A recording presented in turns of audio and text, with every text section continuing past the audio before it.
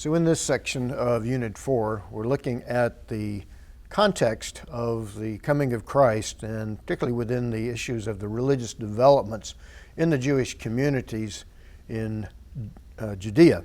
As we looked at the last time, that the emergence of Hellenism in the context of the Jewish world brought eventual desecration to the temple under Antiochus IV, which then precipitated a revolt among Jewish leaders, priestly and others, to cast off the Seleucid rule that was reigning from Antioch, which of course a city that would become very important later on in the early church. But the desecration of the temple led to the revolt led by Mattathias and his son Judas initially. So he is Judas Maccabeus, Judas the Hammer, he is nicknamed, who led the revolt and the cleansing of the temple, and of course that gave rise to the Hanukkah festival. Well, as the Hasmonean kings moved on down the line, the sons of Mattathias, Judas was followed by Jonathan and then Simon. But under Jonathan, the leadership was more than just king. Jonathan came to assume the role of high priest. He was not, of course, of Levitical or Aaronic line, not of the line of Zadok, the priest who was, again, given successive narrative like the David narrative in 1 Samuel 8, but in Ezekiel describes that the high priesthood should be in the hands of a Zadokite lineage priest. Zadokite, of course, being the faithful high priest under David and Solomon. So there arose a revolution on two different fronts, one on the political side and then one on the religious. On the religious side, we had the advent during the reign of Jonathan and then furthermore under Simon, his younger brother, with the control of the high priesthood, that there arose a dissension in the priestly ranks and gave rise to a group that settled by the Dead Sea.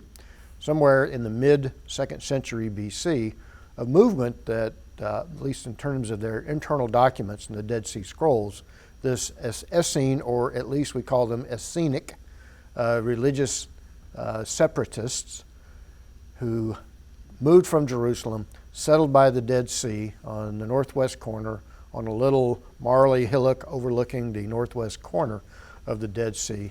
And they went there literally taking Isaiah 40 and verse 3, to go into the wilderness, literally into the Arava, to prepare for the coming of God. And so they went into that region following the dictates of Isaiah 40 to prepare for the coming of God and the advent of the kingdom, led by the Messiah, or as many interpreted now, two Messiahs in the eventual eschatological age to come.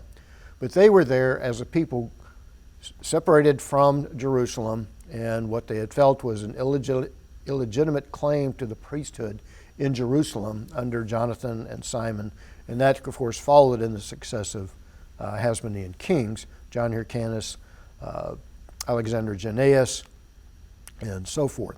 So this group that, again, we associate with the Dead Sea Scrolls was established there by the Dead Sea around 150 BC. They were prolific scribes in many ways. We often think of them primarily in terms of their copying of biblical texts.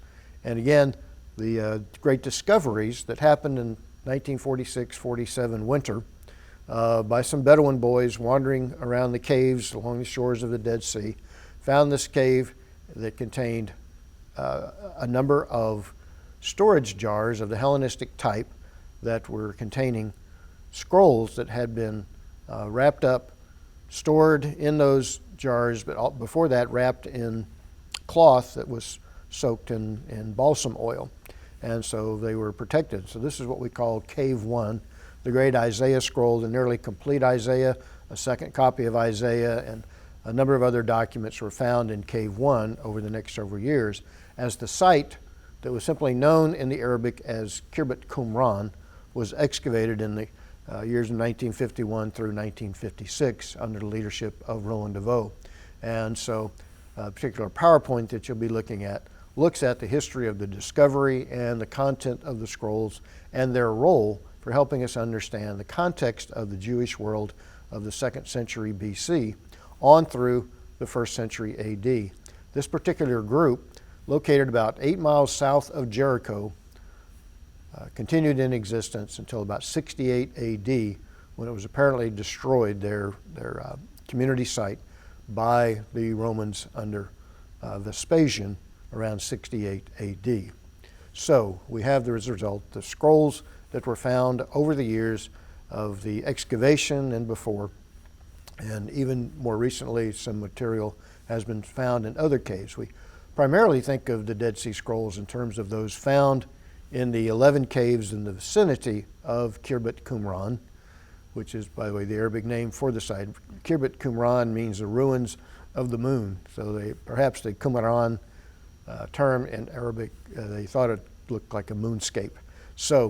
But there, south of there, numerous other caves in the various wadis that come out of the Judean wilderness and empty in the rainfall season of the winter into the Dead Sea.